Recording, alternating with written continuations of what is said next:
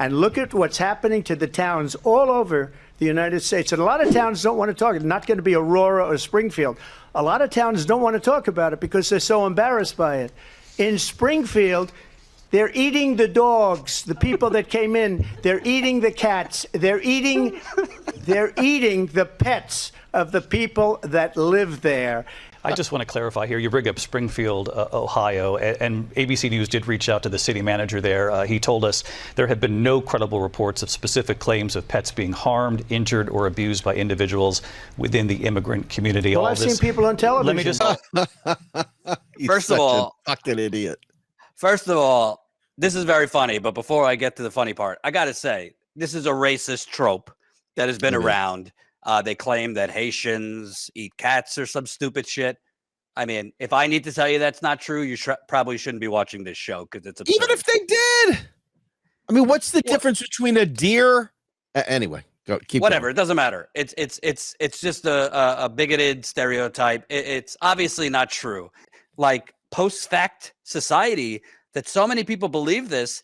And it just kind of shows you the fact that this man was ever elected, because he said a lot of wacky shit in 2016, shows you how pathetic the opposition is. There is no opposition. That's why he was able to get elected in the first place. You had a neoliberal war party up against a moron used car salesman. But this guy, this is like somebody wrote it, this is mass psychosis. And it's sad that so many people believe this kind of shit.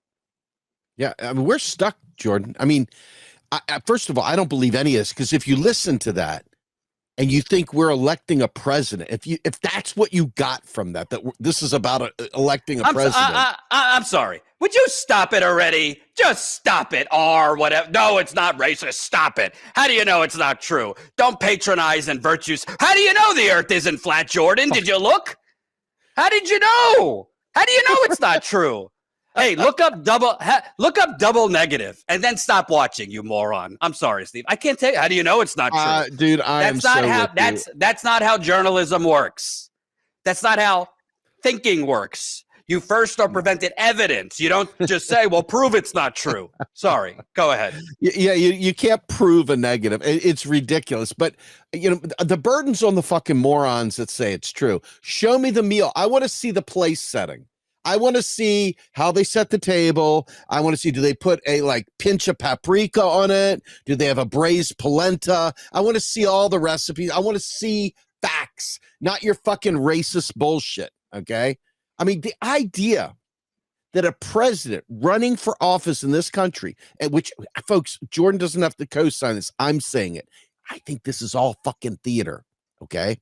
That said, if you believe it, and most of you probably fucking do, if you believe it, who the fuck runs on people eating fucking cats and dogs? Who even does that? Do you understand what I'm saying? This is the idiocracy of our country, the shameful ignorance. And it's not our fault. They've dumbed us down in the classroom. I've interviewed people that are educators that recognize that they're terrified because of surveillance in the classroom. They're terrified of teach to the test. They're terrified of all these things. So your kids are getting pumped full of idiocracy.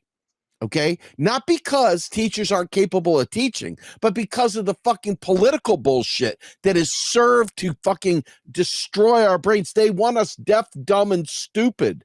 Okay, they want us that way because stupid people, uneducated people, don't tend to fight for the right things. They tend to fight for stupid things like this.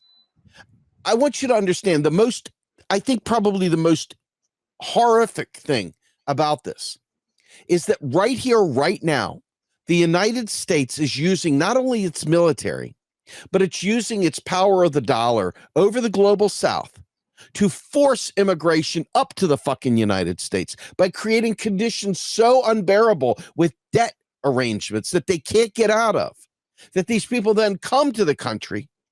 And then we're sitting there fucking shitting on them after they run from us, fucking them up back home.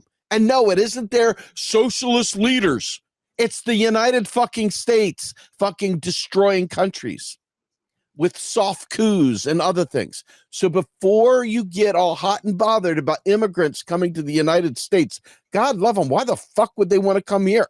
Okay. But regardless, we are destroying the global South with these games we play by literally snaring these fuckers with IMF debt and making it so that they can't get out of it, and to destroying their economies. Also, a few rich people can get another quarter point on their stock. And that's the truth. That's the fact, Jack. Well, I also want to make a point, Steve. I want to make 2 points. It pains me to say this, but I got to credit where credit is due. Credit to actual presidential debate moderators doing some basic fact checking. And this is a low bar because they fact checked Trump.